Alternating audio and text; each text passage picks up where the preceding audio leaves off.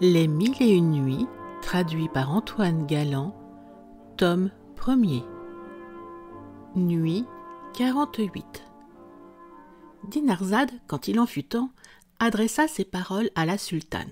« Ma chère sœur, si vous ne dormez pas, je vous prie de nous raconter la fin de l'histoire de l'envié et de l'envieux. »« Très volontiers, répondit Scheherazade.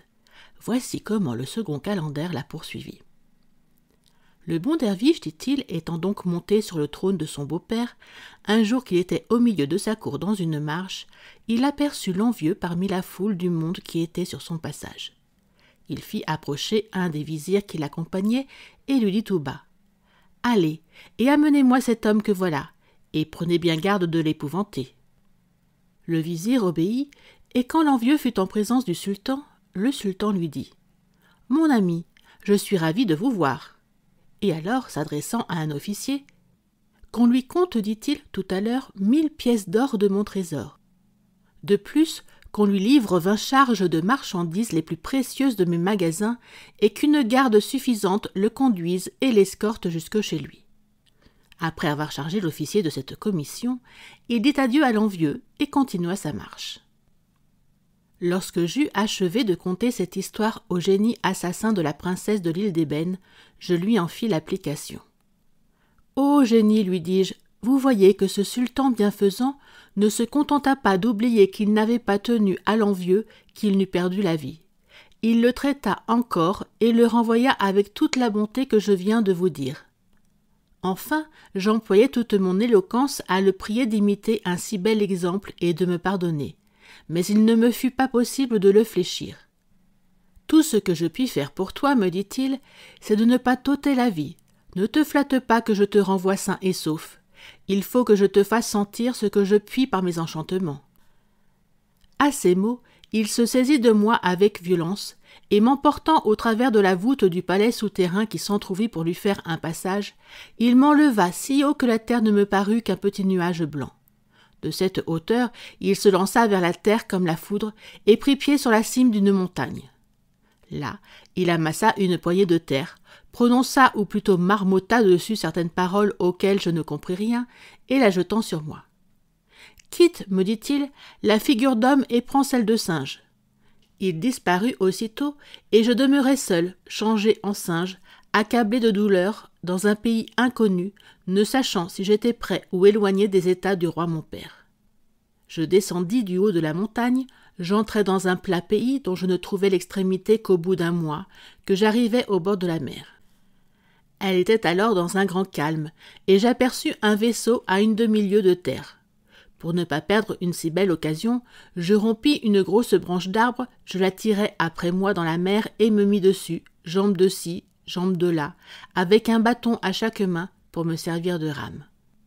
Je voguais dans tel état et m'avançai vers le vaisseau. Quand je fus assez près pour être reconnu, je donnai un spectacle fort extraordinaire aux matelots et aux passagers qui parurent sur le tillac. Ils me regardaient tous avec une grande admiration. Cependant, j'arrivai à bord, et me prenant à un cordage, je grimpai jusque sur le tillac. Mais comme je ne pouvais parler, je me trouvai dans un terrible embarras. En effet, le danger que je courus alors ne fut pas moins grand que celui d'avoir été à la discrétion du génie. Les marchands, superstitieux et scrupuleux, crurent que je porterais malheur à leur navigation si l'on me recevait. C'est pourquoi l'un dit : « Je vais l'assommer d'un coup de maillet. » Un autre : « Je veux lui passer une flèche au travers du corps. » Un autre : « Il faut le jeter à la mer. » Quelqu'un n'aurait pas manqué de faire ce qu'il disait, si me rangeant du côté du capitaine, je ne m'étais pas prosterné à ses pieds. Mais le prenant par son habit, dans la posture de suppliant, il fut tellement touché de cette action et des larmes qu'il vit couler de mes yeux, qu'il me prit sous sa protection en menaçant de faire repentir celui qui me ferait le moindre mal. Il me fit même 1000 caresses. De mon côté, au défaut de la parole, je lui donnai par mes gestes toutes les marques de reconnaissance qu'il me fut possible. Le vent qui succéda au calme ne fut pas fort, mais il fut durable. Il ne changea point durant 50 jours, et il nous fit heureusement aborder au port d'une belle ville très peuplée et d'un grand commerce, où nous jetâmes l'ancre. Elle était d'autant plus considérable que c'était la capitale d'un puissant État. Notre vaisseau fut bientôt environné d'une infinité de petits bateaux remplis de gens qui venaient pour féliciter leurs amis sur leur arrivée ou s'informer de ceux qu'ils avaient vus au pays d'où ils arrivaient, ou simplement par la curiosité de voir un vaisseau qui venait de loin. Il arriva, entre autres, quelques officiers qui demandèrent à parler de la part du sultan aux marchands de notre bord. Les marchands se présentèrent à eux, et l'un des officiers prenant la parole leur dit « Le sultan, notre maître, nous a chargé de vous témoigner qu'il a bien de la joie de votre arrivée, et de vous prier de prendre la peine d'écrire, sur le rouleau de papier que voici, chacun quelques lignes de votre écriture. Pour vous apprendre quel est son dessein, vous saurez qu'il avait un premier vizir qui, avec une très grande capacité dans le maniement des affaires, écrivait dans la dernière perfection.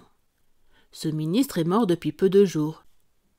Le sultan en est fort affligé, et comme il ne regardait jamais les écritures de sa main sans admiration, il a fait un serment solennel de ne donner sa place qu'à un homme qui écrira aussi bien qu'il écrivait. Beaucoup de gens ont présenté de leurs écritures, mais jusqu'à présent, il ne s'est trouvé personne dans l'étendue de cet empire qui a été jugé digne d'occuper la place du vizir. Ceux des marchands qui crurent assez bien écrire pour prétendre à cette haute dignité, écrivirent l'un après l'autre ce qu'ils voulurent. Lorsqu'ils eurent achevé, je m'avançai et enlevai le rouleau de la main de celui qui le tenait. Tout le monde, et particulièrement les marchands qui venaient d'écrire, s'imaginant que je voulais le déchirer ou le jeter à la mer, firent de grands cris. Mais ils se rassurèrent quand ils virent que je tenais le rouleau fort proprement et que je faisais signe de vouloir écrire à mon tour. Cela fit changer leur crainte en admiration. Néanmoins, comme ils n'avaient jamais vu de singe qui sût écrire, et qu'ils ne pouvaient se persuader que je fusse plus habile que les autres, ils voulaient m'arracher le rouleau des mains, mais le capitaine prit encore mon parti. « Laissez-le faire, dit-il, qu'il écrive. S'il ne fait que barbouiller le papier, je vous promets que je le punirai sur le champ. Si au contraire il écrit bien, comme je l'espère, car je n'ai vu de ma vie un singe plus adroit et plus ingénieux, ni qui comprit mieux toutes choses, je déclare que je le reconnaîtrai pour mon fils. J'en avais un qui n'avait pas, à beaucoup près, tant d'esprit que lui. » Voyant que personne ne s'opposait plus à mon dessein, je pris la plume et ne la quittai qu'après avoir écrit 6 sortes d'écritures usitées chez les Arabes, et chaque essai d'écriture contenait un distique ou un quatrain impromptu à la louange du sultan. Mon écriture n'effaçait pas seulement celle des marchands, j'ose dire qu'on n'en avait point vu de si belle jusqu'alors en ce pays-là. Quand j'eus achevé, les officiers prirent le rouleau et le portèrent au sultan. Scheherazade en était là lorsqu'elle aperçut le jour.